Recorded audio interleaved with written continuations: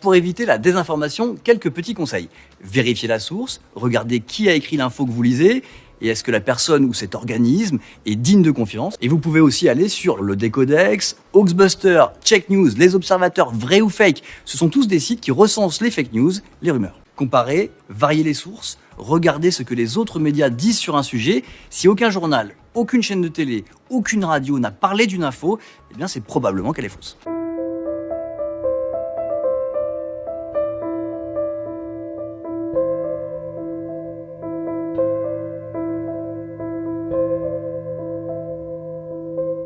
All sexual taboos on screen were broken, and people think what can be the next step, and obviously the next step is to kill someone for real.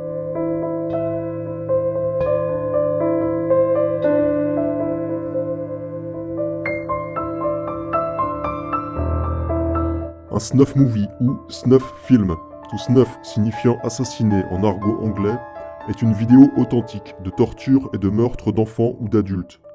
Il n'y a aucun trucage. Il s'agit de la capture directe sur pellicule d'actes criminels. Ces productions sont vendues au marché noir plusieurs milliers d'euros et touchent donc un public plutôt élevé dans l'échelle sociale. Officiellement, les snuff films ne sont qu'une légende urbaine, une sorte de vieux fantasme, au même titre que les réseaux pédocriminels élitistes. Mais qu'en est-il réellement ? Cette histoire de réseau criminel, c'est vraiment le fantasme par excellence des journalistes, des associations, de tout ce qu'on veut. L'homme politique suisse Georges Glatz est le fondateur du CID, Comité international pour la dignité de l'enfant. Cette ONG basée à Lausanne a produit en 2012 un rapport explosif montrant l'ampleur du phénomène de la pédocriminalité de réseau. Ce rapport vise à expliquer pourquoi une chape de plomb recouvre toutes ces affaires. En 2000, sur le plateau de télévision de France 3, Georges Glatz déclarait face à Élise Lucet, médusée, que des films montrant la mort réelle d'enfants avaient été retrouvés en Belgique. Les cassettes de Snuff Movies se vendent entre 10 et 20 000 francs suisses. Qu'est-ce que vous voulez dire par Snuff Movies ? Les cassettes avec mort d'enfants réels. Alors, j'entends, on en reviendra. Oui, ces cassettes existent. Il y a déjà quelques années en Belgique, on en a découvert, mais on en parle effectivement assez peu dans les médias. Une déclaration plutôt fracassante qui laissa la journaliste Élise Lucet sans voix. En 2008, le père François Brune, dans un entretien vidéo consacré à son livre « Dieu et Satan, le combat continue », a déclaré « C'est le récit d'un jeune garçon qui a été entraîné malgré lui par un ami dans des cercles sataniques, mais vraiment les cercles vraiment sataniques, c'est-à-dire que personne ne connaît, même pas les journalistes, même pas les enquêteurs spécialisés. D'ailleurs, les enquêteurs spécialisés eux-mêmes le savent en disant le pire nous échappe, nous n'arrivons pas à les joindre, mais qui peuvent atteindre des gens ayant des postes officiels dans l'administration à de très haut niveau. Mais on va jusqu'à tuer des gens. Alors si vous voulez, quand je le dis, moi, en parlant de satanisme, et quand je le dis en tant que prêtre, je ne suis pas très crédible. Bon, mais si par ailleurs vous avez des missions un peu spécialisées, notamment sur la pornographie et la pornographie enfantine, alors là, on va vous révéler qu'effectivement, il y a des gens qui tournent des enfants qu'on est en train de torturer, et on le filme. Oui. Et que ça se vend à prix d'or. Oui, ça s'appelle les snuff movies. Voilà. Et donc pour vous, derrière, il y a Satan. Bien sûr, ça existe. À ce moment-là, quand c'est dit par des psychologues, des gens de la police, des services, à ce moment-là, on les prend au sérieux. Mais c'est la même chose. C'est le même phénomène, bien entendu. C'est la destruction de la création de Dieu, bien sûr. Systématiquement. Petit enfant, bien sûr. Saint. Dans ce cas-là, de plus pur, de plus fragile, etc. Oui, bien sûr. Toute la pureté de la création du monde, bien sûr. Magnifique. Bien sûr. Dès que Satan peut le salir, bien sûr. Ouais. Beaucoup de témoignages de survivants d'abus rituels rapportent la présence de caméras durant les sévices et les sacrifices. C'est une caractéristique assez commune. Le but est d'immortaliser les actes sadiques et criminels, mais aussi d'avoir des éléments de preuve afin que tous les participants, quand ils n'ont pas le visage masqué, soient tenus par le secret. Mais ces enregistrements permettent avant tout de rapporter un maximum d'argent, que ce soit par le chantage ou par le commerce en réseau spécialisé. Fast alle berichten, dass bei diesen Ritualen Foto- und Filmaufnahmen gemacht werden. Kinderpornografie. Also geht es auch um Geld, um gut organisierte Täterkreise. Viele der Täter sind hochgestellte Persönlichkeiten, haben die Macht, sich gegenseitig zu schützen. Und es ist viel Geld, sehr viel Geld im Spiel. Noemi berichtet von Kindern, die vor laufender Kamera vergewaltigt, gefoltert und geopfert werden. Diese sogenannten Snuff-Videos kosten als Duplikat bis zu 20.000 €. La production de snuff est une épouvantable réalité. Un trafic de ce genre a été démantelé en Grande-Bretagne, où s'était établi Dimitri Vladimirovitch Kuznetsov, un Russe de 30 ans. Ce monstre a été arrêté par la police britannique en 2000. Il produisait des vidéos pour une liste de clients italiens, anglais, américains et allemands. Lors de l'enquête, plus de 600 domiciles ont été perquisitionnés et 1500 personnes se sont retrouvées sous le coup d'une enquête policière. Parmi eux, des hommes d'affaires et des fonctionnaires. La police italienne a saisi environ 3000 vidéos produites par Kuznetsov. Les enquêteurs ont alors déclaré aux journalistes que ce matériel audiovisuel comprenait des séquences où des enfants meurent lors de tortures et de viols. Le parquet de Naples a alors envisagé des charges à l'encontre des clients pour complicité de meurtre. Certains d'entre eux réclamaient spécifiquement des enregistrements avec la mise à mort d'enfants. Un officier supérieur des douanes a déclaré « Nous avons vu des choses très violentes, des abus sadiques impliquant de très jeunes enfants, mais les décès réels nous amènent à un tout autre niveau. » Le journal de Naples, Il Mattino, a publié la transcription d'un échange entre un client italien et le fournisseur russe. Il s'agissait d'un enregistrement du MI5. It was a violent child pornography ring of Russians that actually mutilated children. Not special effects, but literally mutilated them. He took his product, a number, quite a few actually, to London in September of 2000. And to give you an idea of how sick people are, is that they would pay between £3,000 and £4,000 for one video. That's a lot of money for a video.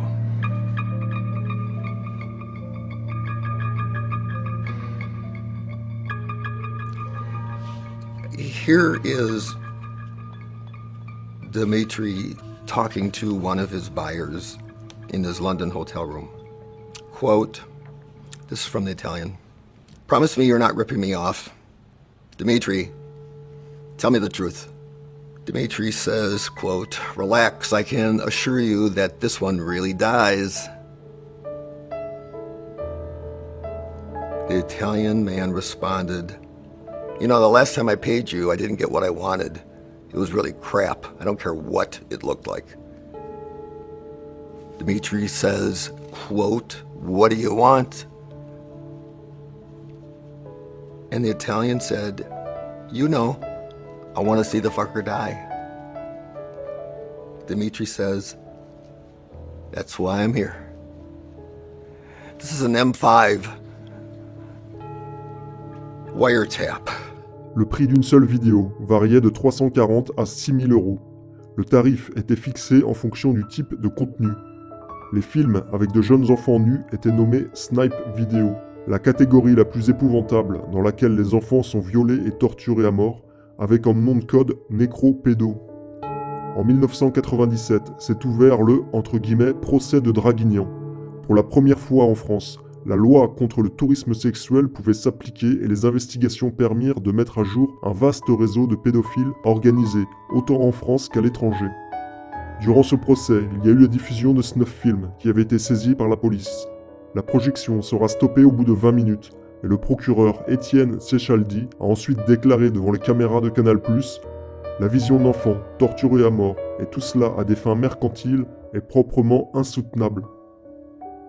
Toujours en 1997, la chaîne anglaise ITV a diffusé un documentaire intitulé The Boy Business, qui avait pour sujet la production de pédopornographie à Amsterdam, des productions de films dans lesquelles des enfants sont violés, torturés et tués. Dans ce documentaire anglais, 3 Britanniques qui ont vécu à Amsterdam au début des années 90 témoignent indépendamment les uns des autres. Ils décrivent ces tournages de snuff auxquels ils ont assisté étant enfants ou adolescents. Dans le documentaire L'injustice hollandaise quand les trafiquants d'enfants dirigent la nation, qui traite de l'affaire Rolodex, une victime du réseau hollandais témoigne. I also had seen and meet people who made snuff movies. Snuff movie is a movie where several boys or one boy gets sexually abused and murdered at the end of the movie.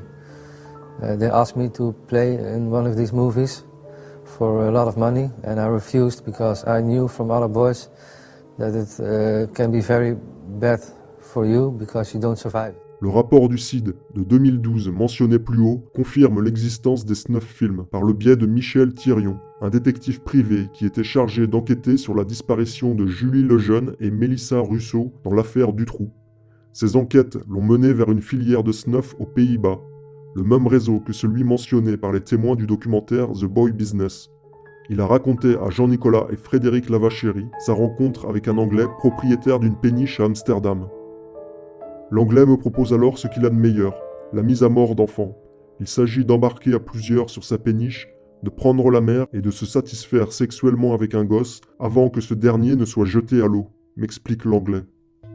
En Belgique aussi, la production de snuff films semble avoir dépassé le simple fantasme. En 1997, une affaire de pédophilie et de pédopornographie a éclaté en parallèle de l'affaire Dutroux. Le 22 janvier 1997, la Nouvelle Gazette de Charleroi publiait un article qui mentionnait l'existence de ce type de film.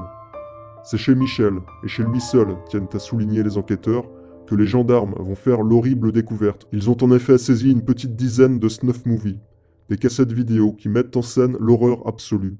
Les enfants qu'on peut y voir, des petits Européens dont les plus jeunes paraissent âgés de 7 à 8 ans et les plus âgés de 16 à 17 ans, ne sont pas seulement violés par des adultes inconnus, ils sont également torturés par des sadiques.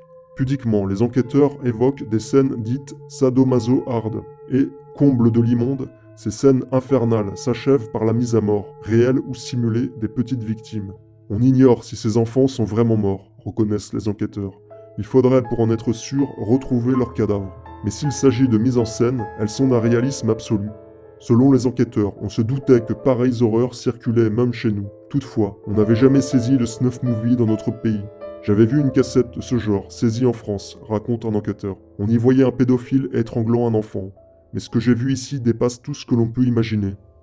Dans le document contenant les procès-verbaux et les auditions enregistrées lors de l'affaire Dutroux, on peut y lire qu'en 1997 a été interceptée à la poste de XL une lettre relative à la pédophilie parlant de cassettes avec mise à mort et viol. On y parle d'une, je cite, baronne et de Dutroux. En 2004, le député belge Albert Mailleux a écrit une lettre au président de la cour d'assises d'Arlon, Stéphane Gou, dans laquelle il mentionne l'existence d'une cassette vidéo du meurtre de Julie Lejeune et Mélissa Russo. Il s'agit des deux petites victimes retrouvées mortes dans la cave de Marc Dutroux. Officiellement, elles sont mortes de faim enfermées dans la cave de Marc Dutroux alors que celui-ci était en prison. Le député Mailleux débute sa lettre en disant qu'elles ne sont pas mortes de faim mais de viol, de sévices et de torture. Il indique, selon ses sources, que l'enregistrement, en couleur et sonorisé, atteste du calvaire qu'ont enduré Julie et Mélissa avant d'être mises à mort, dans des circonstances atroces, par un bourreau masqué qui officie en présence d'un groupe de 10 à 12 personnes. Selon le député, aujourd'hui décédé, il existerait plusieurs copies de cet enregistrement vidéo. Toujours dans l'affaire Dutroux, le témoin X1, Régine Alouf, a décrit un monde de violences sexuelles, de tortures, mais aussi de meurtres. Son témoignage a démontré qu'elle connaissait certains détails de meurtres non élucidés, chose impossible sans avoir eu accès aux fichiers de la police. Régine Alouf a cité dans son témoignage l'entreprise belge Asco. Elle nomme cet endroit l'usine d'enregistrement vidéo, et elle donne les noms de ceux qui participaient aux tortures et aux meurtres d'enfants sur le site de l'usine, le tout enregistré sur cassette vidéo. Dans le livre « L'enfant sacrifié à Satan », qui raconte le calvaire qu'a vécu Samir Aouchiche, Bruno Fouchereau note que Interpol a lancé à plusieurs reprises des alertes au niveau européen en ce qui concerne les crimes sataniques. Voici ce qu'il écrit dans son livre. Scotland Yard a fait encore récemment, en janvier 1996 à Lyon, une conférence dans les locaux d'Interpol visant à alerter les polices européennes de la multiplication des crimes rituels. Le juge Sangelin, doyen des juges d'instruction de Mulhouse, enquêtant sur l'enlèvement d'une petite fille en 1990, a été informé par ces mêmes policiers de Scotland Yard qu'ils avaient saisi un lot de snuff movies dans lesquels on assistait à des meurtres d'enfants. Ces enfants, dont au moins 15 sont d'origine européenne, ont été tués devant la caméra après avoir subi viol et torture.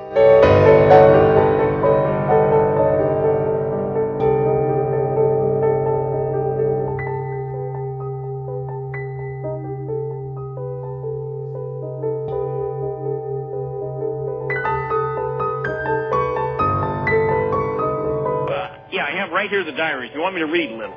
Okay?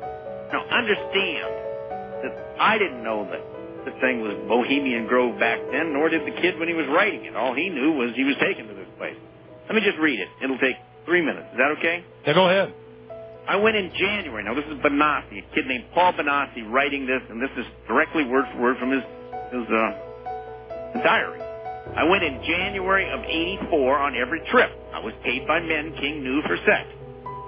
In the summer of '84, sometime, I went to Dallas, Texas, and had sex with several men King knew in a hotel. I flew on YNR Airlines. By the way, that's a private airline or just private charter deal. And CAM Airlines, another private charter deal, normally for King. I never had much personally to do with King, only went where he told me to go.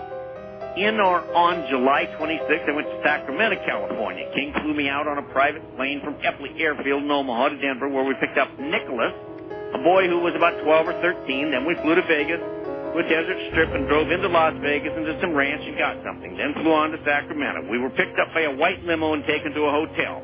I don't remember the name of it. We, meaning Nicholas and I, were driven to an area that had big trees. It took about an hour to get there. There was a cage with a boy in it who was not wearing anything. Nicholas and I were given these Tarzan things to put around us and stuff like that. They told me to, I won't use the word, blank the boy and stuff. In other words, have sex with him. At first I said no, and they held a gun to my genitals, I'll use the word, and said do it or else lose them or something like that. I began doing it to the boy and stuff. And Nicholas had anal sex and stuff with him. We were told to blank him and stuff and beat on him. I didn't try to hurt him. We were told to put our blanks in his mouth and stuff and sit on the boy's blank and stuff, and they filmed it. We did this stuff to the boy for about 30 minutes or an hour when a man came in and kicked us and stuff in the genitals and picked us up and threw us. He grabbed the boy and started blanking him and stuff. The man was about, I'm not sure how to say it. The man was about so many inches long, and the boy screamed and stuff, and the man was forcing his blank into the boy all the way. The boy was bleeding from his rectum, and the men tossed me and him and stuff and put the boy right next to me and grabbed the gun and blew the boy's head off. The boy's blood was all over me, and I started yelling and crying. The men grabbed Nicholas and I and forced us to lie down. They put the boy on top of Nicholas, who was crying, and they were putting Nicholas' hands on the boy's blank. They put the boy on top of me and did the same thing. They then forced me to blank the dead boy. It's pretty crude. They put a gun to our heads to make us do it. His blood was all over us. They made us kiss the boy's lips and do other things. Then they made me do something I don't even want to even write, so I won't. After that, the men grabbed Nicholas and drug him off, screaming they put me up against a tree and put a gun to my head, but fired into the air. I heard another shot from somewhere, and then saw the man who killed the boy drag him like a toy. Everything, including when the men put the boy in a trunk, was filmed. The men took me with them, and we went up in a plane. I saw the bag the boy was in. We went over a very thick brush area with a clearing in it. Over the clearing, they dropped the boy. One said the men with the hoods would take care of the body for them.